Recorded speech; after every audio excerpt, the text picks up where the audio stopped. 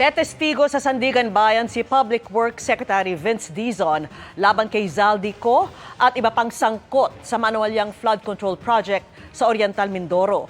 May mga inilatag ding bagong reforma ang DPWH gaya ng pagbabago sa sistema ng budgeting. Nakatutok si Maki Pulido.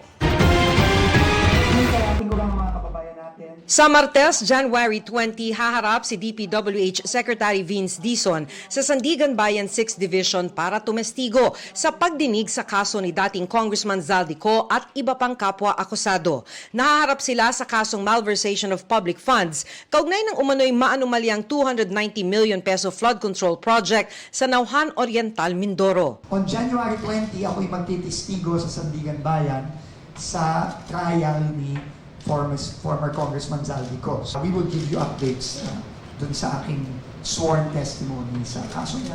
Dahil ako ang complainant sa marami sa mga kasong to, makikita niyo akong magtitistigo sa maraming mga kaso. May inilabas ng arrest warrant para kay Ko pero hanggang ngayon patuloy pa siyang pinaghahanap.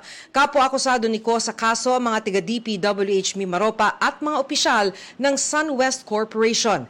Dati nang itinanggi ni Ko ang alegasyon ng katiwalian. Sa hearing, tatalakayin ang hiling ng depensa para makapagpiyansa. Pero sabi ni Dizon kung anuman ang sabihin niya sa bail hearing ay magiging bahagi na ng ebidensya ng prosekusyon sa paglilitis ng kaso. Sinimula na ring palitan ng ilang mga opisyal sa iba't ibang DPWH regional at district offices. Pero para raw hindi na basta-bastang mabulsa ang pondo para sa infrastruktura, magpapatupad ng bagong sistema sa budgeting. Kung dati may mga lump sum na alokasyon para sa mga congressman o senador, kahit na wala pa namang proyekto, ngayon tanging popondohan ay kung ano ang kailangan ng komunidad o mga proyektong naaprubahan ng Regional Development Council. Allocables, wala na yan.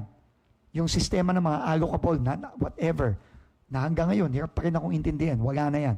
We will do away with all of that. Ang bagong formula will have based on the needs, primarily on the needs of the areas, of the district, of the province, of the municipality, of the region. Ano ba ang priority talaga dyan? Ano ba ang kailangan? Lahat ng project, kailangan may plano. Para sa GMA Integrated News, Maki Pulido, Nakatutok, 24 Oras.